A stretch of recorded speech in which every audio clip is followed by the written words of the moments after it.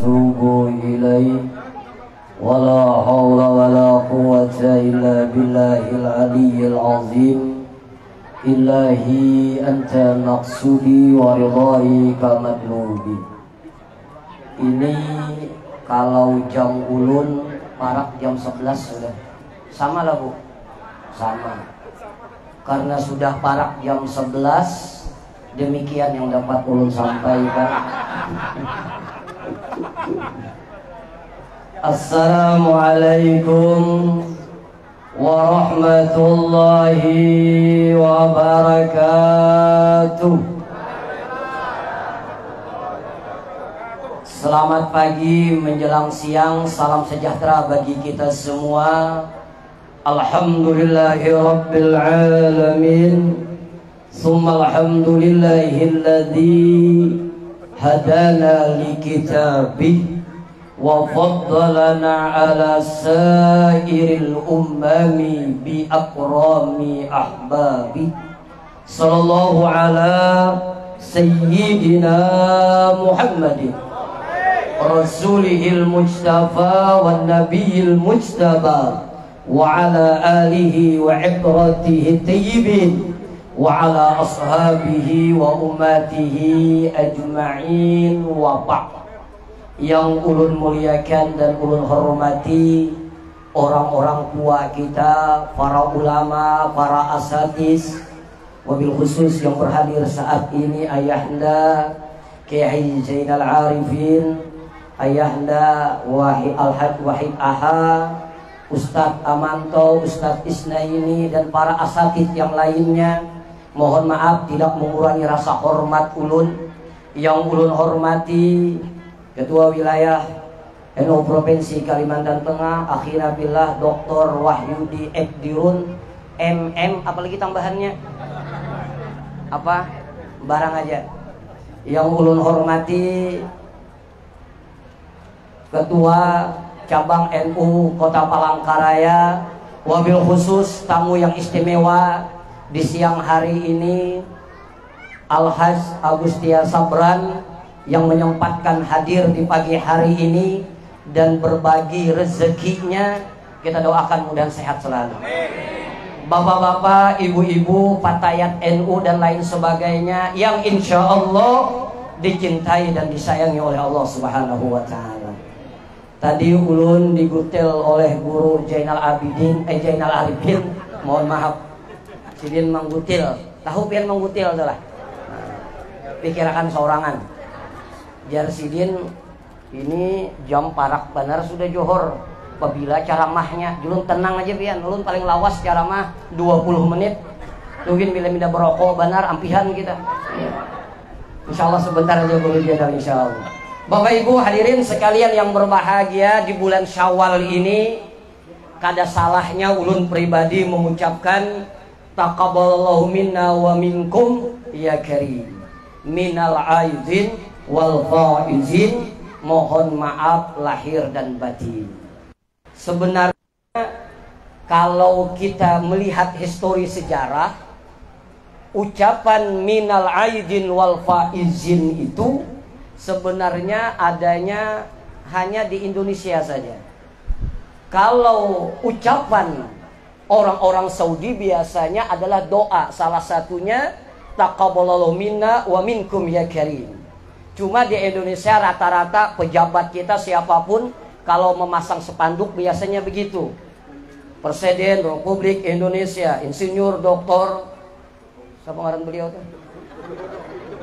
Joko Widodo mengucapkan selamat hari raya Idul Fitri minal aidin wal faizin, mohon maaf lahir dan batin. Rata-rata begitu. Termasuk sirup ABC mengucapkan minal aidin wal faizin, mohon maaf. Jadi kadang-kadang pemikiran masyarakat itu arti minal aidin wal faizin adalah mohon maaf. Padahal di dalam sejarah timbulnya kalimat ini terjadinya peperangan besar. Kan peperangan besar itu ada namanya perang Badar, ada namanya perang Uhud, ada namanya perang Khandaq. Nah terjadi peperangan besar ini adalah perang Badar. Jumlah musuh itu 3 kali lipat daripada kaum muslimin. Secara logik berpikir tidak mungkin menang. Tetapi di saat itu tatkala terjadinya peperangan, timbul pasukan yang berwarna putih, yaitu malaikat-malaikatnya Allah, yang sampai sekarang ada namanya Jabal Malaikat. Mungkin yang pernah ziarah ke Badar itu tahu namanya Jabal Malaikat. Yang pernah umrah insya Allah terbayang. Yang belum sempat umrah, yang belum sempat haji, ulun doakan mudah cepat berangkat, amin. Gampang aja anak umrah, gampang. Amalkan surat Waqiah. Yang kedua surat Tanah Bintu Hajuan, insya Allah biar berangkat. Ringkas cerita, jadi karena dapat kabar gembira bahwasanya orang muslim mengalami alhamdulillah kemenangan dalam perang Badar, maka para istri-istri mujahid ini menunggu di gerbang Mekah, menunggu suaminya pulang dengan terharu dan dalam keadaan menangis. Lalu suaminya memandang istrinya, maka suaminya berlari mendatangi istrinya masing-masing, bukan mendatangi istri tetangga. Lalu dipeluknya istrinya, lalu dia ucapkan minal aidin wal faizin, kami kembali dan membawa dalam keadaan keberuntungan dan kemenangan. Itulah sejarahnya minal aidin wal faizin. Walaupun itu kita ucapkan tidak salah, insya Allah urusan kita dengan manusia akan diselesaikan oleh Allah Subhanahu wa ta'ala. Yang kedua, siang hari ini berapa menit sudah? Belum. Ulun ingin menyampaikan salah satu wasiat Rasulullah Sallallahu Alaihi Wasallam kepada Abu Hurairah radhiyallahu anhu. Kata Rasulullah Sallallahu Alaihi Wasallam, "Alaikum bihusnil khuluq." Kata Rasulullah kepada Abu Hurairah, lazim bagi kamu memiliki akhlak yang baik, akhlak yang mulia, akhlak yang diridai oleh Allah dan diridai oleh Rasulullah Sallallahu Alaihi Wasallam. Lalu Abu Hurairah bertanya, apa itu akhlak yang mulia? Minimal orang yang memiliki akhlak mulia itu ada 3 macam. Kalau orang memiliki yang 3 macam ini, maka dia termasuk min akhlakil karimah, termasuk akhlak yang mulia. Yang pertama apa? Sil liman qata'ata. Sambunglah tali silaturahim kepada orang yang memutuskan tali silaturahim kepada dirimu. Kalau bahasa mudahnya, berbuat baiklah dengan orang yang jahat kepada dirimu. Dan ini mohon maaf berat Bapak Ibu. Kalau senyum dengan orang yang senang senyum gampang. Kalau memberi dengan orang yang senang memberi mudah.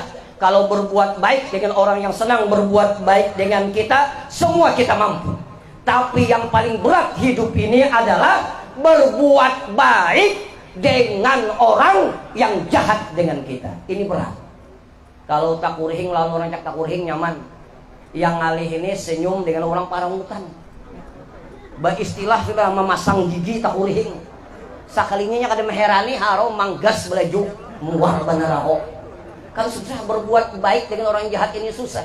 Makanya kata Rasulullah kata Allah Subhanahu wa taala, wal qaziminal ghaiza wal afina aninas wallahu yuhibbul muslimin. Orang berbuat jahat boleh dibalas dengan kejahatan. Tetapi yang terbaik, tatkala orang berbuat jahat, balaslah dengan kebaikan. Mohon maaf, kita harus yakin sudah sunatullah. Sebaik apapun kita, sebaik apapun akhlak dan budi pekerti kita, pasti ada orang yang tidak senang dengan kita. Benar atau tidak? Benar atau tidak? Orang ini baikan, benar perhatian, benar perawaan, benar sangat luar biasa kebaikannya. Demi Allah pasti ada orang yang tidak senang dengan diri kita. Kenapa? Kullu nikmatin mahsud. Setiap nikmat yang kita miliki pasti ada orang yang iri dengki dengan kita. Yang penting yang kita lakukan baik, yang kita lakukan diridai oleh Allah, yang kita lakukan niatnya benar semata-mata karena Allah. Masalah orang senang atau tidak, memusuhi atau tidak, mendukung atau tidak, yang penting aku berbuat baik kepada dirimu. Silahkan engkau tidak menegur diriku, silahkan engkau iri dengki kepada diriku, yang penting aku tetap berbuat baik kepada dirimu.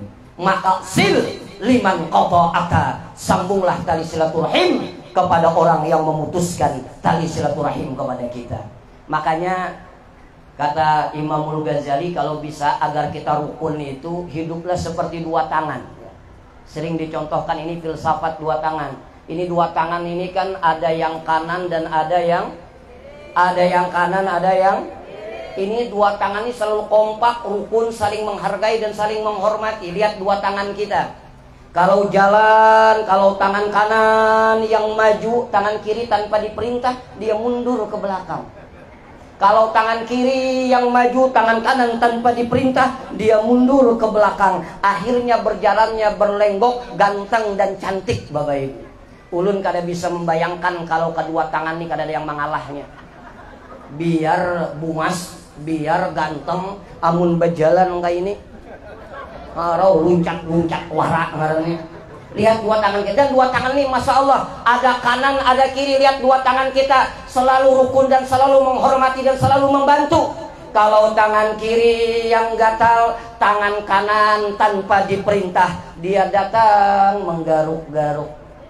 Kalau tangan kanan yang gatal, tangan kiri tanpa diperintah dia datang menggaruk-garuk. Kalau sama-sama pada gatal, inya bagagaruan.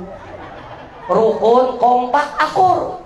Lihat lagi dua tangan kita, mohon maaf. Ini ada 5 jari, benar atau tidak? Ini ada 5 jari. Ini ibham. Ini diibaratkan ulama kita, ini adalah mohon maaf nih pejabat. Ini pejabat. Apa saja yang diginikan pejabat biasanya lancar. Termasuk hari ini acara. Karena Pak Agustiar mengatakan oke, lancar. Ini pejabat ini. Benar atau tidak? Tapi mohon maaf jangan tersinggung, pejabat ini ada 5 macam. Ulun sampaikan 2 saja. Ada pejabat yang haram, ada pejabat yang wajib. Mohon maaf. Pejabat yang wajib kalau dia ada orang selalu senang, kalau dia tidak ada orang merasa kehilangan. Ini pejabat yang wajib. Kenapa? Kebijakannya selalu untuk masyarakat dan kemajuan Kalimantan Timur.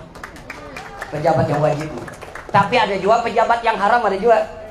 Bila inya ada orang sakit hati. Nah, di orang hidupnya masih. Bapak yang mendengar bunyi sepatunya menggatar anak buah, bagi dari 2 dimutasinya kawannya. Sekali dimutasi banyak sujud syukur, alhamdulillah. Ini pejabat haram ngarannya.